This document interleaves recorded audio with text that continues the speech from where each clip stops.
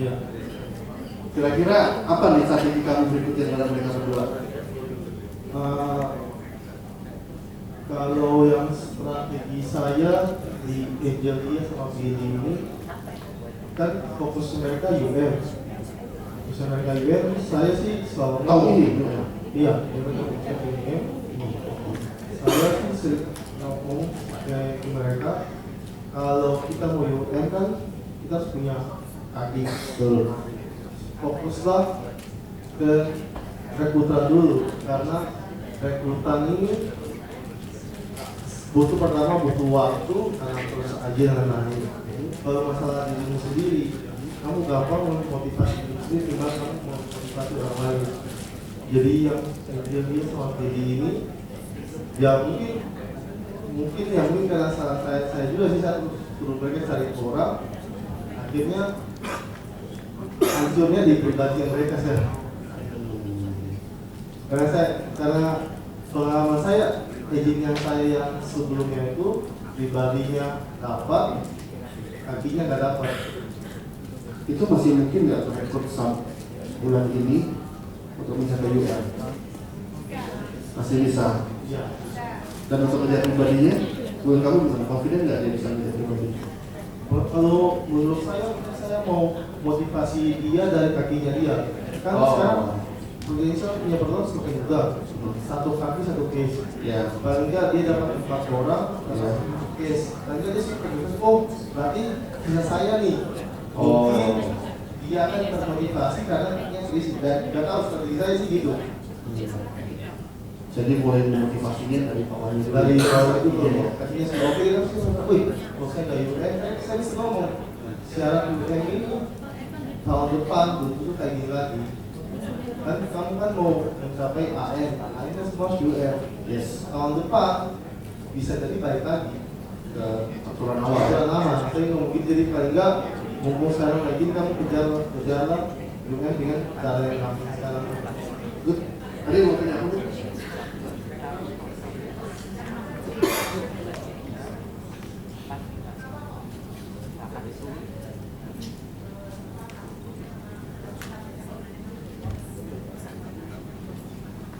Ya, karena tadi sih udah merasa stuck sama dia, ditemuin susah, diajak ketemu juga nggak mau.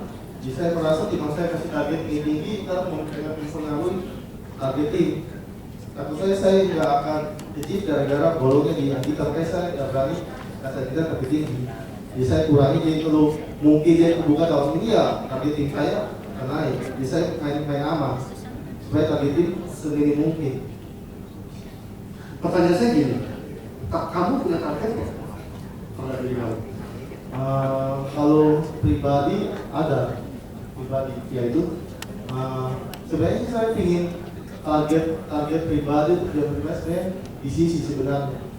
Tapi akhirnya saya sebenarnya sih ketakutan saya sih Pak. Ketakutan saya kalau saya terlalu pribadi terus timnya nggak keurusan. Ya. Makanya saya ubah lagi, ya mungkin mendingan startup tapi startup leader yang target startup leader. ya, jadi kalau minimal support saya startup minimal saya beranggapan minimal support saya startup, saya startup leader, akhirnya saya berangkat bareng. Oke. Nah tapi kebetulan startup leadernya sudah startup untuk support saya sudah lewat. Jadi saya naikkan satu step ke double startup. Double startup atau startup itu jadinya? Kalau yang ini kalau pribadi double startup ya, kalau tim startup leader. Betul. Pertanyaan berikutnya adalah startup leader itu butuh berapa? 2,1 M. 2,1 M. Ini udah langsung lihat ya. Totalnya kamu berapa di situ? Total target 100 jutanya mau diambil dari mana kan gitu ya?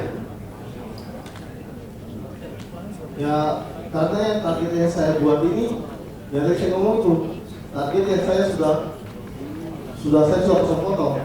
Oh, Makanya saya nggak berani kasih kita target tinggi. Saya turunin targetnya supaya saya lihat oh ternyata nggak nyampe. Aha. Jadi paling nggak akhirnya kan membantu saya untuk Jadi kamu fokusnya jadi double startup aja. karena ya itu saya mau sih fokus ke recruiting. Oke. Jadi kalau misalnya saya contoh saya ke teman-teman nih, saya dulu saya fokus ke selling, sekarang saya ketemu teman recruiting, saya nggak selling. Oke. Tadi spouse-nya yang mana? Supportnya.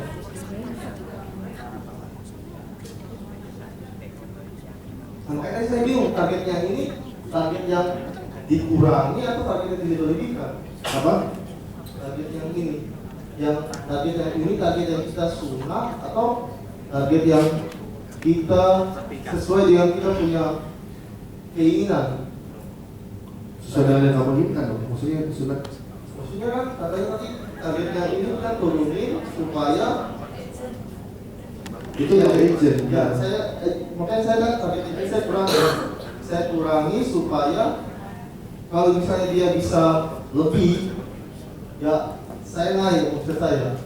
Kalau dia nggak lebih, jadi mesti kan saya harus cari lagi izin yang lain lagi. Oh.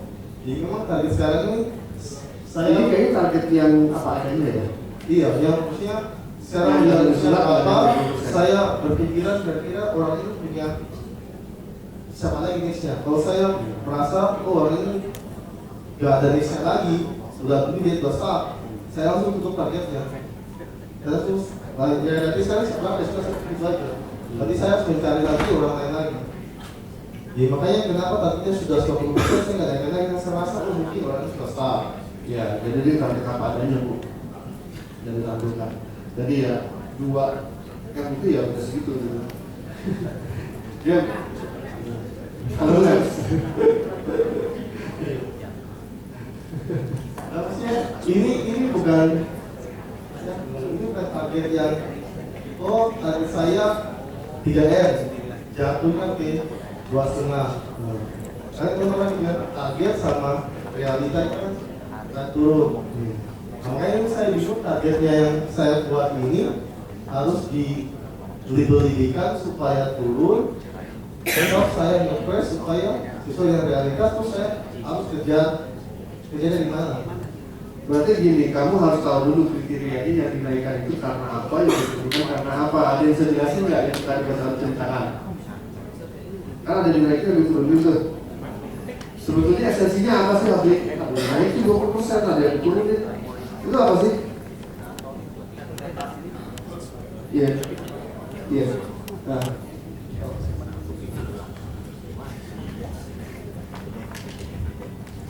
ini kalau menurut saya ya, jadi saya bahas yang masalah Excel ini ya. Jadi intinya teman-teman bikin seperti ini kan tujuannya supaya kita ini tahu bahwa kita sebagai leader ini menghabiskan waktu, menghabiskan tenaga, menghabiskan konsentrasi itu ke orang yang tepat, ya kan? Karena sering terjadi jebakan itu kita handle orang yang salah. Udah pasti harusnya agent ini di versi yang kalau Coach Arif bilang dipeti kemaskan, dipeti eskan, kita tetap handle terus. Nah, itu tujuannya ke sana. Nah, kalau saya lihat reportnya Regnaldo ini ada yang aneh. Kan tadi kamu bilang Billy sama India ini sudah red one. Ini ada dua kesimpulan yang saya lihat dari sini ya. Yang pertama, bisa jadi kalau memang analisamu red one udah benar loh ya. Ada yang aneh, kenapa kok EP-nya cuma segitu? Padahal kan ada energi, money oriented, teachable. Berarti problemnya kalau memang asumsi red one benar ya, berarti skillmu yang kurang dalam ngajari mereka dalam teknik closing, satu. Tapi ada juga kemungkinan kamu salah dalam bikin asumsi red one-nya. Mungkin dia nggak red one, tapi kamu anggap red one. Nah ini kan jadi bisa salah malah analisamu ini. Berarti maksud saya. Jadi hati-hati dalam bikin red one itu. Terus masalah yang red one, tadi kan ada banyak yang nggak red one, ya kan? Sebenarnya ketika kita tahu bahwa ini belum red one, misalkan baru 3 poin, 4 poin, bukan berarti terus kita ambil kesimpulan oh ini 4 poin berarti artinya ini. Enggak loh. Harusnya setelah Anda tahu bahwa oh ini cuma 4 poin, kita jadi sadar bahwa 4 poin yang kurang, kita harus berupaya supaya 4 poin yang kurang itu ada di dia, sehingga dia dijadikan red one. Karena sebenarnya right one itu gambaran agent sukses, agent star. Kan kita mengupayakan dia jadi seperti itu. Jadi bukan kita nilai diri dia, terus ketemu poinnya, terus ada nilai, bukan loh. Setelah Anda jabarin dia ini poinnya berapa, yang kurang mana, nah yang kurang itulah yang harusnya kita create di dia. Misal ya, anggap aja dia misalkan I-nya yang kurang, interest of other-nya kurang. Mungkin Anda kurang ngasih dia ketika meeting tentang storytelling sebuah produk, kalau klik gimana, susahnya sampai kayak apa. Terus Anda masukin seperti ini setiap meeting, mungkin pelan-pelan dia bisa I-nya keluar, ya kan? Misalkan soal dia nggak punya oriented of money, mungkin Anda bisa ajak dia ke lifestyle yang lebih high. Anda tunjukin hidup lebih di atas tuh kayak apa, ya kan? Mungkin pelan-pelan dia akan berpikir untuk ke arah sana, sehingga akhirnya dengan kondisi income yang sekarang dia bisa ke arah O-nya keluar. Nah, itulah yang harusnya kita sebagai leader lakuin. Jadi jangan sampai Anda salah paham bahwa tipe rank one yang sudah dipadukan ini, Anda anggap berarti oh si rank ini nggak ada 5, cuma 3. Oh berarti tipe ini, bintangnya ini. Bisa tambah bonyol, bisa nggak punya agent lama-lama. Gitu ya. Jadi, nah tapi kembali lagi ketika Anda mau bikin orang jadi rank one, kita mesti koreksi dulu juga diri kita sebagai leader. Kitanya mampu nggak seperti itu, gitu loh. Nah kalau nggak mampu ya mungkin belajar lagi sama leader atasnya, gitu loh. Jadi jangan sampai panduan ini malah bikin kita nanti malah konyol gitu dalam handle tim. Gitu ya maksudnya. Ini versi saya ya. Saya sudah ngelakuin belasan tahun jadi leader. Panduan ini bagus, tapi kalau Anda nggak ngerti pagar-pagarnya, if-nya itu apa, bisa konyol semua, gitu. Sama kayak kemarin kan sempat ada omongan selama nggak ada reason to ready to change langsung di PTS kan. Ready to change itu kita yang harus menemukan, makanya ada yang namanya fact finding, ya kan? Dengan fact finding ngobrol kan bisa bikin R-nya muncul, gitu. Nah masalah goal setting ini yang dimaksud sama Coach Ari itu, ketika Anda punya agent, misalkan agent ini Anda tanyain, goalmu apa? Struggle, kamu tulis 500. Kamu ikutin kayak gini ya pasti agent of the year, bisa 10M kamu punya omset direct. Maksud Coach Ari adalah simple. Agent mau punya target berapa silakan, kita nggak boleh vonis, nggak boleh judge, walau kamu bilang 500, nggak boleh. Tapi kita sendiri sebagai leader kan punya target juga, dan kita prinsipnya punya goal kan harus achieve. So kita hitung dia pakai realitanya kita sendiri. Kalau kita nganggep oh orang ini paling cuma bisa 200, walaupun dia mau 500, kita tetap tulis 200 versi kita, sehingga apa yang kamu mau bisa kamu tutupin gitu loh, ngerti ya? Entah kamu menutup dengan pribadi atau jumlah rekrutan yang kamu tambahin, saya nggak ngerti, itu kan strategi sendiri. Tapi poinnya itu seperti itu yang dikecilin, ngerti ya? Nah, terus untuk teman-teman UM, statementmu ini sering kali UM mesti omongin, kalau saya mau jualan, saya nggak bisa bangun tim. Kalau kamu ngomong kayak gitu, seakan-akan agentmu udah ada 50, itu bener. Gak ada waktu pasti buat jualan. Tapi kalau agent masih gelitiran gini, harusnya nggak boleh ngomong, saya gara-gara pengen bangun tim, saya nggak bisa jualan. Nggak ngefek lah pasti. Masalah keputusan ketika lihat orang ini biasanya mestinya saya selling, tapi sekarang saya rekrut. Itu bukan batasan untuk kamu nggak bisa jualan. Berarti kamu harus menciptakan market sendiri kan. Mana market yang ketemu pasti closing, mana market yang ketemu pasti rekrut. Tapi jangan bikin statement, saya mau bangun tim sehingga saya nggak jualan. Itu jelas salah gitu. Anda boleh jualan karena nggak akan ngabisin waktu. Kita handle tim pun setelah Anda tahu panduan seperti ini kan Anda tahu mana yang dimasukin kelas, mana yang Anda handle pribadi. Masa segini agent cuma segelintir ini bikin kamu sampai nggak bisa jualan, kan nggak mungkin. Akhirnya jadi kayak below the line. Nah, takutnya omongan ini masuk semua ke kepala UM. Akhirnya mereka mikir terus nggak usah jualan terus bangun tim. Padahal ketika bangun tim pun Anda sebagai UM baru, kapasitasmu sampai seberapa bagus sih? Anda juga perlu pembuktian jualan. Karena dengan ada jualan bagus, otomatis kamu ketika training dia dalam sesi skillnya pasti jadi bagus. Tapi kalau kamu nggak punya skill closingnya, bagaimana kamu mau handle agent bagus sekalipun? Nggak bisa juga. Jadi kayak lingkaran gitu loh, berkaitan sama kita lagi. Nah nanti pelan-pelan ketika kamu mau menjadi SUM, akhirnya kan kamu punya tim tambah banyak. Kamu nggak ngurusin kamu dan direct untuk ngurusin UM juga. Nah itulah akhirnya kamu nggak punya waktu untuk selling, itu percaya. Tapi kalau masih segini, nggak mungkin ganggu untuk selling. Ya kan, tapi kan banyak teman-teman UM baru kan pasti mikirnya gitu. Ya kan, gara-gara gini nggak bisa jualan. Enggak, ya. Ya, terima kasih Pak.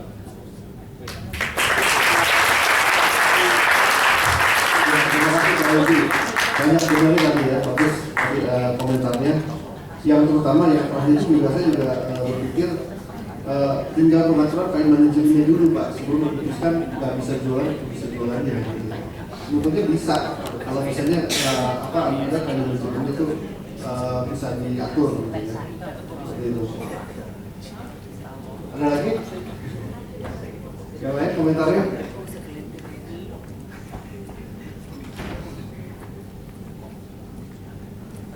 Tadi yang tentang bidik dan anjirnya ngerti ya? Gimana kesimpulannya tadi?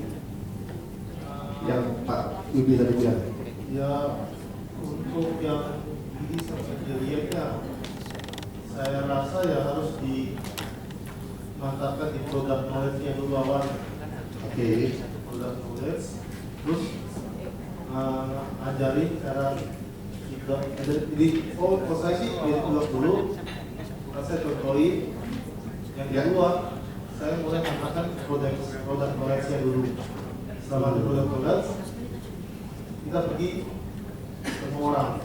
Jadi dia punya tugas hanya menerangkan produk knowledge dan investasi.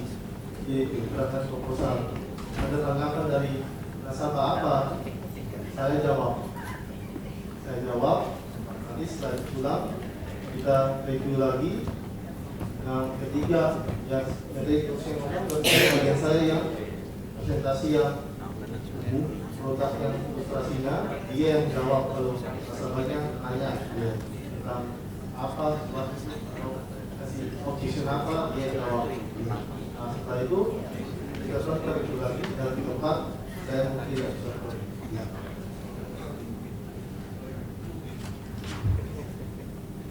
Ada yang mau bertanya lagi ke Pak Rek?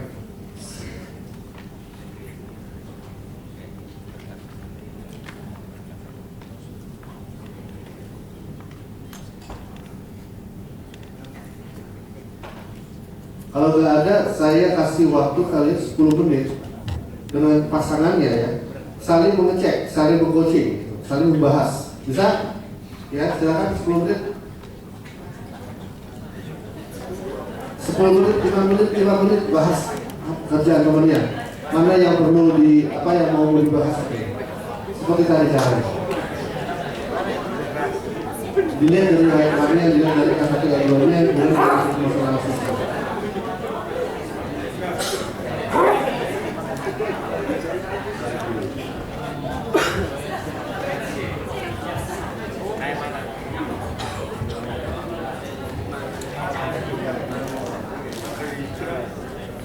Bagi grup dah. Nah,